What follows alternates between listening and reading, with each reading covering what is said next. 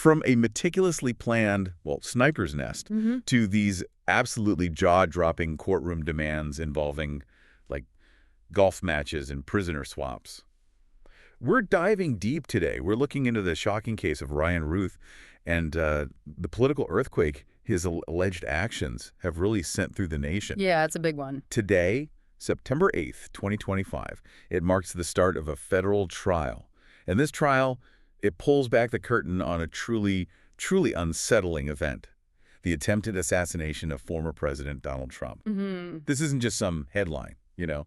It feels like a profound moment, forcing us all to confront some pretty uncomfortable truths about where we stand as a society. That's absolutely right. We're talking about Ryan Ruth. He's 59 from Greensboro, North Carolina, and he's facing a stack of 5 federal charges. The most serious, attempted assassination of a major presidential candidate. Just that one charge, it carries a potential life sentence. Wow. It's a story that goes way beyond local news, doesn't it? It really speaks to the heart of national security and, well, the increasingly difficult landscape of our political talk these days.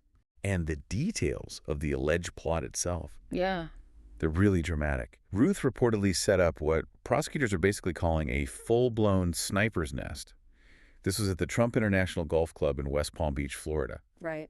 He was allegedly armed with a military-grade SKS rifle, loaded, 19 rounds, one in the chamber, had body armor plates too, you know, the kind designed to stop small arms fire. Seems very prepared. Exactly. His target, according to the sources, was initially a Secret Service agent he ran into. Then he fled, got caught later.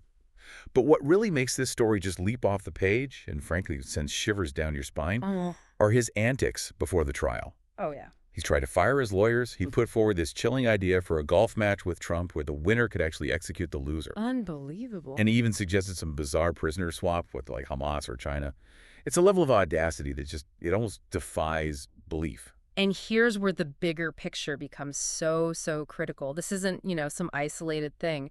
This specific alleged plot, it's the second assassination attempt against Donald Trump in just a matter of months. Right, I remember. You'll probably vividly recall the July 2024 incident. Butler, Pennsylvania. Thomas Matthew Crooks opened fire, hit Trump in the ear, and tragically killed a bystander, Corey Comparator. Terrible. 2 attempts on a leading presidential candidate in such quick succession. I mean, that's a major warning sign, isn't it? About something deeply troubling in our political climate. So what does all this actually mean? For you listening, for the country, for the whole election cycle coming up, our mission today on the Deep Dive is to unpack not just the legal drama playing out in Ruth's trial, but also the profound national security implications these events have really exposed. Definitely. We're going to look at how these plots have laid bare some deep societal divisions and maybe most controversially, what some see as striking political hypocrisy, you know, on both sides. We're here to pull out the most important insights from the sources we've looked at, offering you a shortcut to really understanding this complex, often disturbing story, complete with surprising facts and crucial context you might not find elsewhere. Absolutely. Think of us as your guides, sort of helping you navigate the sheer amount of information around these events, connecting the dots, making sure you walk away feeling well-informed, not just overwhelmed. Let's get into it. Okay, so let's unpack the specifics of this second attack first. The incident itself, it happened September 15th, 2024. Ryan Ruth, as we said, from Greensboro, North Carolina, he allegedly hit himself in thick brush right near the 6th green of the Trump International Golf Club in West Palm Beach. Right, down in Florida. This wasn't, you know, some spur-of-the-moment thing. It really paints a picture of, well, premeditation. Indeed. And the details of his equipment, they really underscore that. Our sources confirm Ruth was carrying that military-grade SKS rifle. Not just any rifle. It had 19 rounds in the magazine, one already chambered, ready to go. And adding to that preparedness, he also had those body armor plates designed to stop small arms fire. It suggests he was maybe expecting a confrontation. Seems like it. The Secret Service, though, they acted fast. An agent doing a routine perimeter check found Ruth, fired their weapon. Ruth then fled in a Nissan SUV, but was caught shortly after near Palm City, Florida. Thank goodness for that quick response. Absolutely. The speed of the Secret Service response was just critical there. It prevented what could have been a far worse outcome. And the charges Ruth is facing now, they are incredibly severe, really reflect the gravity of his alleged actions. He's accused of attempted assassination of a major presidential candidate, brandishing a firearm, assaulting a Secret Service officer. Also, illegal firearm possession, he's apparently a convicted felon, and possessing a firearm with a wiped serial number. Quite a list. That attempted assassination charge alone could mean life behind bars. The others, they carry sentences from 5 to 20 years each. And as we're talking, his jury trial officially kicks off today, September 8th, 2025. What's really striking here, though, beyond the alleged crime itself, is Ruth's, well, unconventional, maybe even bizarre approach to his own defense. He actually successfully petitioned U.S. District Judge Aileen Cannon to let him represent himself. Represent himself. With these charges. Exactly. Despite her strong advice against it, she reportedly told him his appointed attorneys will defend you far better than you can defend yourself. It's a very unusual move for any defendant, let alone one facing this. And his reason for wanting to go it alone, Ruth claimed his public defenders refused to answer my questions, said he no longer wanted to listen to how horrible a person I am. His attorneys, though, they strongly denied that. They said their relationship was irreconcilably broken after Ruth refused to even meet with them 6 separate times. Yeah, that sounds less like a legal strategy and more like a complete breakdown of, trust and communication. Oh, it absolutely does. And his requests to the court, they've been nothing short of surreal. They raise serious questions about his state of mind, even if not, legally insane. He questioned why the death penalty wasn't even on the table for his crimes. He said, and I'm quoting directly from our sources here, "At nearly 60 an hour life of nothingness without love, what is the point? Why is it not all or nothing?" That's deep. Yeah. But not exactly standard legal argument. Not at all. It's not the typical line of defense you expect in a federal courtroom. And then it gets even stranger, right? This philosophical despair suddenly veers into the utterly outlandish. He proposed a prisoner swap. Not for himself, but offering himself up to, like, Hamas, Iran, or China, in exchange for figures like Jimmy Lai or a Ukrainian soldier. Yeah, he even suggested he could freeze to death in Siberia. And sarcastically called it an easy diplomatic victory for Trump to give an American he hates. I mean, this isn't just unusual. It's like courtroom performance art or something. Right. Then the challenge to Trump for a round of golf, winner executes the loser. Or a beatdown session in shackles. It's just, yeah. And to top it all off, he asked for female strippers and a pudding green in jail.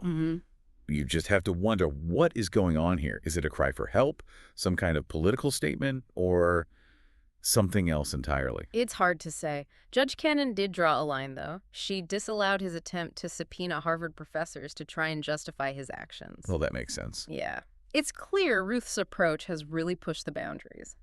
Prosecutors, understandably, they've had to take steps just to maintain some order.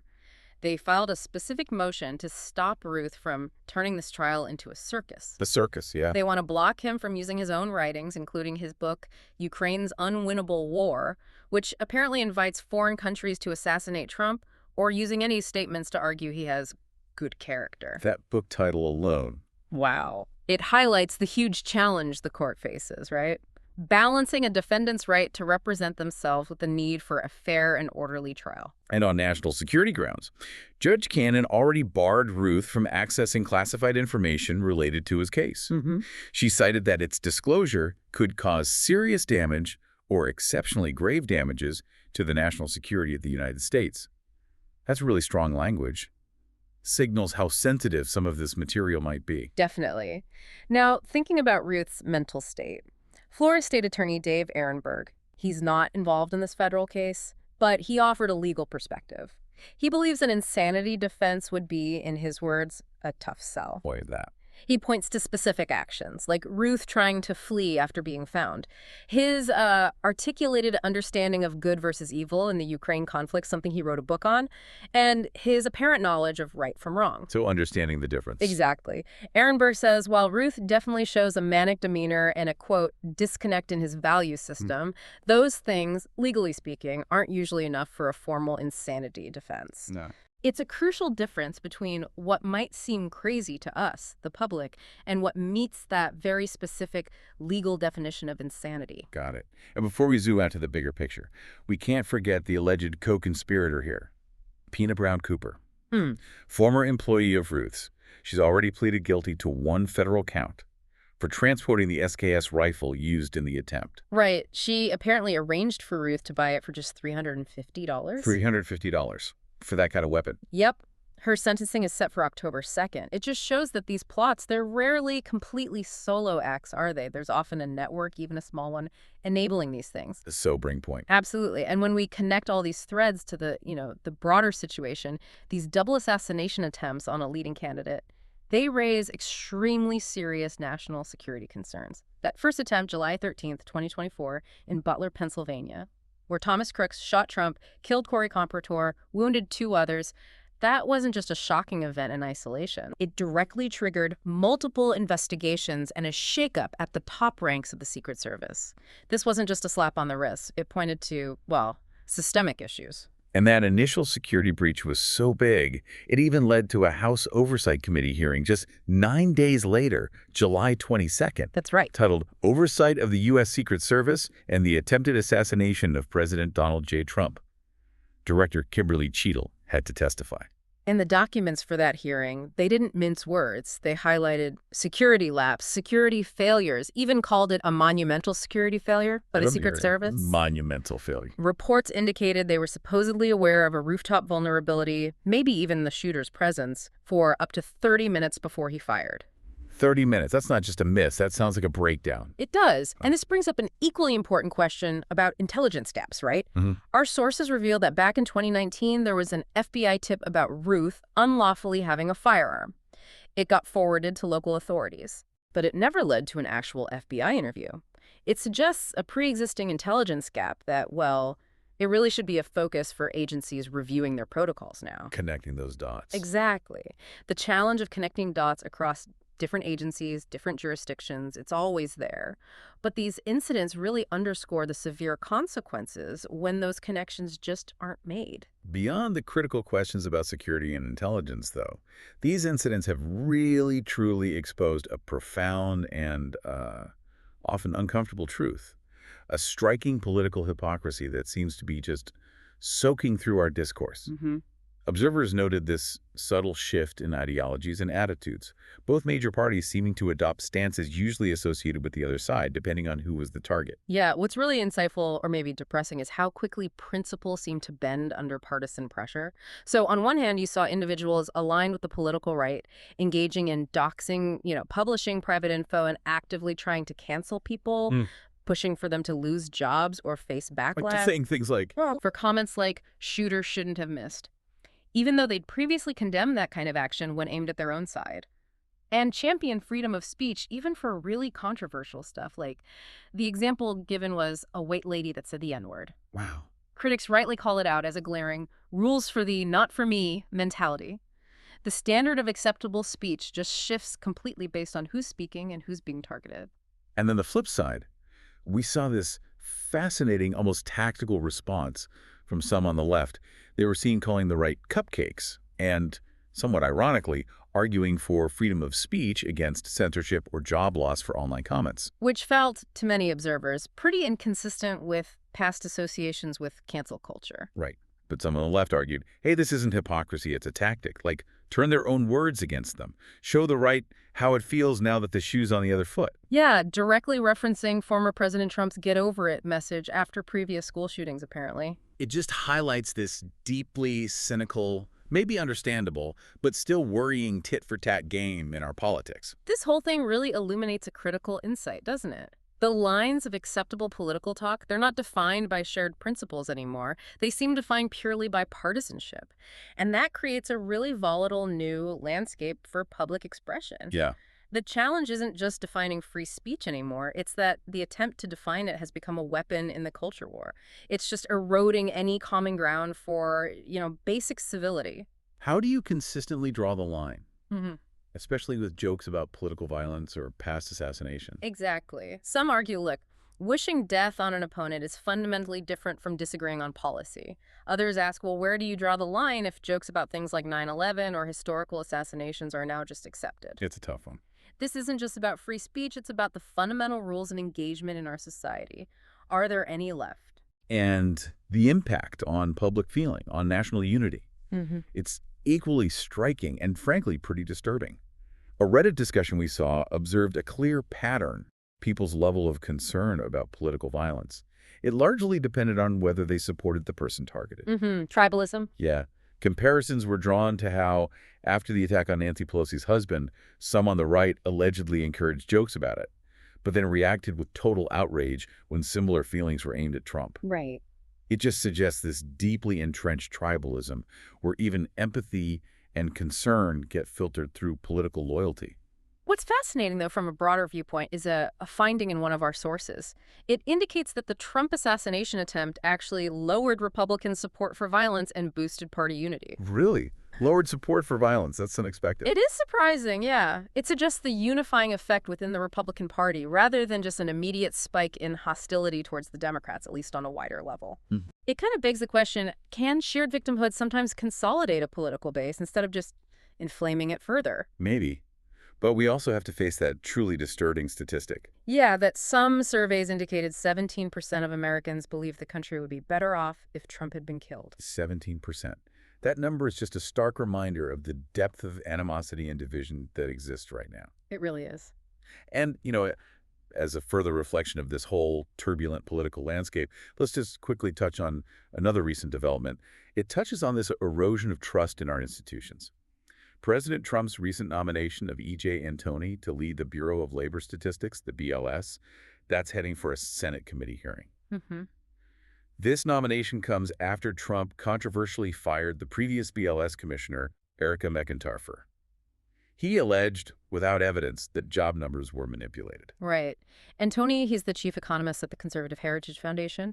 He's been pretty vocal criticizing BLS data, even suggested suspending the monthly jobs reports entirely. Suspending the reports. Yeah. This nomination has sparked a lot of debate, particularly given Antoni's alleged past controversial social media comments from 2017 to 2020 about Kamala Harris and the LGBTQ community, and his presence as a bystander at the Capitol on January 6th. The White House defends his experience, his credentials, but Democratic leader Chuck Schumer, he stated pretty bluntly that Antoni was nominated specifically to undermine the Bureau of Labor Statistics and basically act as Trump's propaganda shop. So it's not just about one job.